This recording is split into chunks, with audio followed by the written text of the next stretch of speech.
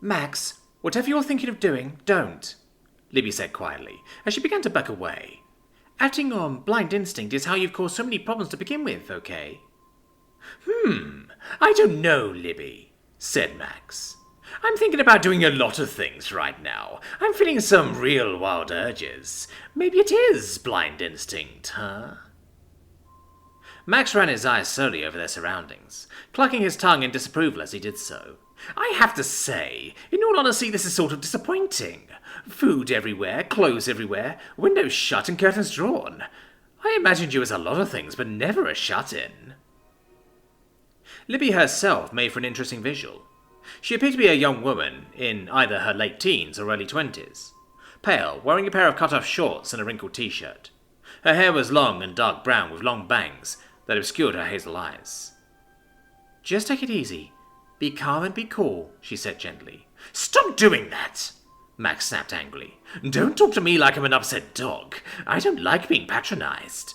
Whatever you say, Max. You're in charge here, she sued. You're not listening to me, Max said. Do you listen to anyone? Or is that just part of being a libera whatever the fuck, thinking you've got all the answers? How'd you find me? This place is an entire city. You should have been lost for weeks. Is that supposed to be funny? Libby, you said this place started with one room that became one building that became one block. Obviously it's going to be the tallest one, dead center of everything. All the buildings follow a cylindrical pattern, like a snail's shell, by the way. Oh, I didn't know that, Libby said. Sit still, Libby, Max warned. No sudden movements. We're having this conversation.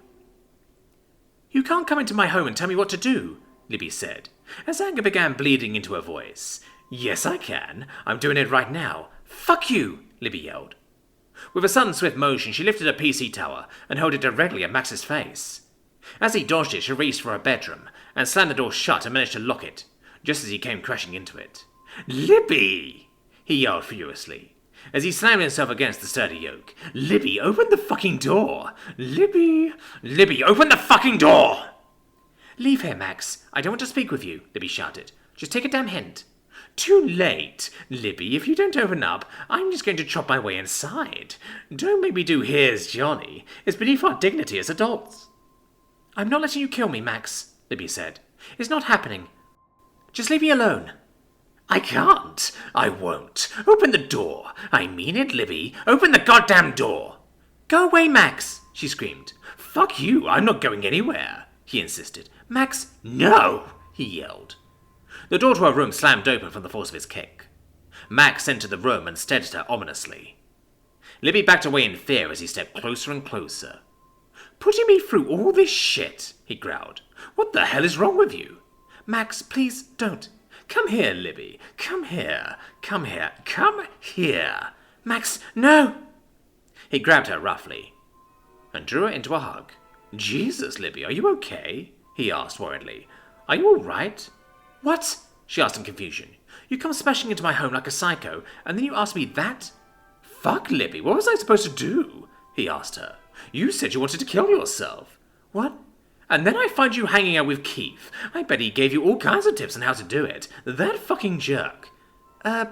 Libby, you said I was the bad guy. You said it would have been all my fault. I freaked out, okay? I admit I freaked out. When your best friend starts saying a bunch of heavy shit and then she says she wants to end it all, God, that's a lot.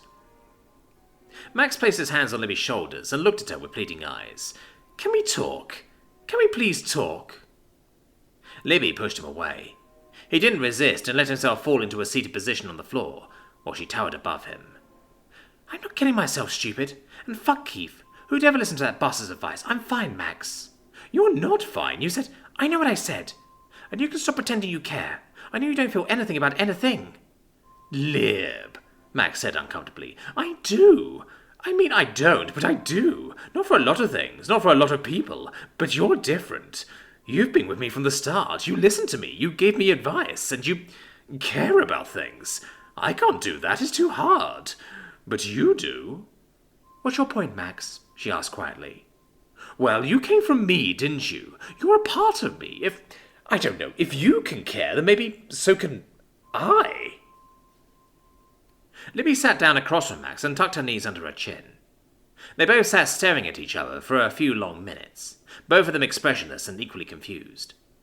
When the silence became truly unbearable, Max was the first to break it. "You were right about me.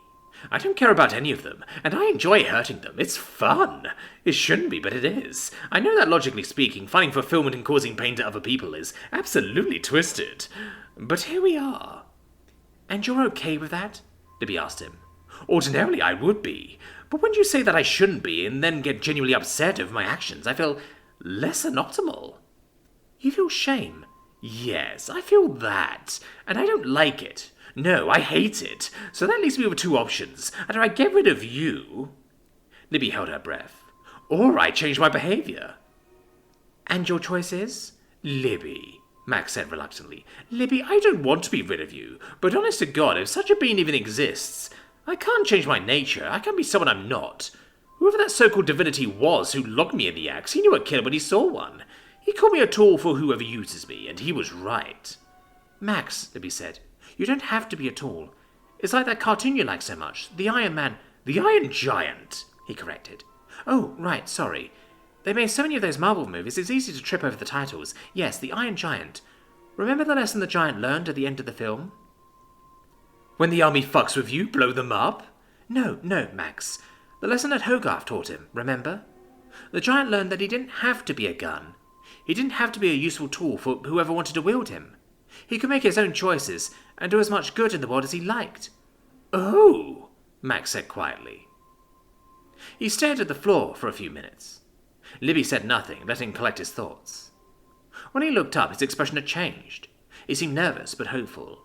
"Libby?" he asked her, his face twitching slightly beneath her scrutiny. "Yes, Max?"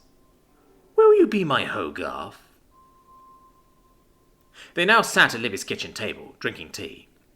"Max, this is quite the responsibility you're asking of me." "You're the smartest person I know," he insisted. "I haven't got any morality. Don't know if I can grow any either. I just can't focus on the little details like that. But you're all about the little details." Max took a last sip of his tea before continuing. "Listen, we'll be the ultimate team. You'll read the situations and give instructions, and I'll do my axe thing. Just point me at who needs killing and who needs saving. We can do this, Libby. We can do some actual good in the world." He smiled excitedly at the idea, and said in an eager voice, "We could be actual heroes." Libby had to admit, this wasn't a bad offer. For so long she'd been forced to bear mute witness to Max's actions. She'd chided him, insulted him, questioned him, and often wished desperately that he would choose another path. His deeds had brought her to a place of absolute despair. But now here he was, as contrite as he was capable of being. He wanted to change. He knew he needed to change. And in his moment of realization and need, he turned to her. What kind of a person would she be if she refused to help? At the very least, she'd be saving a lot of innocent lives. She nodded to herself. Her decision had been made.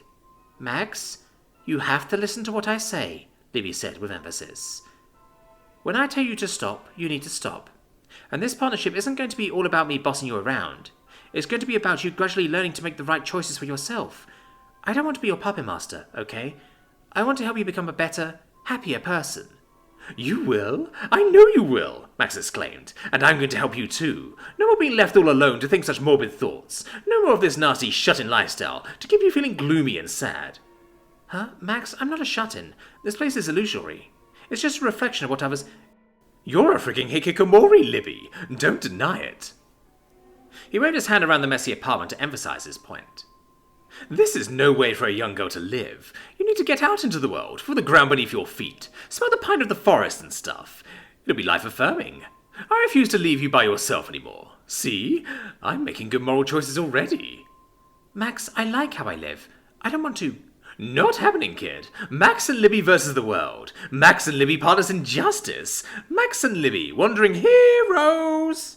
"Max, I really don't see the point of..." "Okay, let go. Let go. Max, that's a window, not an exit. That's a window, not an exit. Max, Jesus Christ! Max! Max!" Max grabbed Libby and lifted her easily into his arms, then took a running leap towards her shuttered window. Libby had just enough time to scream in mindless panic as they smashed through it, and plummeted at terminal speed towards the street below. Libby slowly opened her eyes. She felt strange, cold. She'd never felt cold before. She didn't like it. Max? She asked in confusion. Hey, partner, Max said cheerfully. He held out a hand, which she took, and carefully pulled her to her feet. Welcome to the real world. Or is it? Maybe life is more like an elaborate hologram or something. I don't know, I suck at philosophy. Either way, welcome to the outside. The outside? Libby asked slowly. Then realization began to dawn on her. I'm outside? I'm outside? I'm in the physical world? I'm breathing in bacteria and virus-infested air? I'm standing on the unclean soil of the earth, the same soil that millions of life forms piss and defecate on? Bleed and breed and spit on? Die and rot on? That soil? Uh-huh. Max, what have you done? Max, what have you done to me? I grew you a body of your own, Max said with a huge smile. Now we're really in this together. Congratulations, Libby. Today your life truly begins. Libby said nothing. After all, what could she say? Words wouldn't fix this. Only action could. She picked up a heavy stone. It was a hefty one indeed, requiring both of her arms to lift. Hey, Max, come here for a second, okay? Why? He asked suspiciously. Don't ask questions, silly. We're partners now, remember? True partners. Now, bow your head to me, bend deeply at the waist as you do so, and leave the back of your skull nice and exposed. Please? Libby, this doesn't feel safe. It's a trust exercise, she said, with a bright, brittle smile. It wasn't a trust exercise.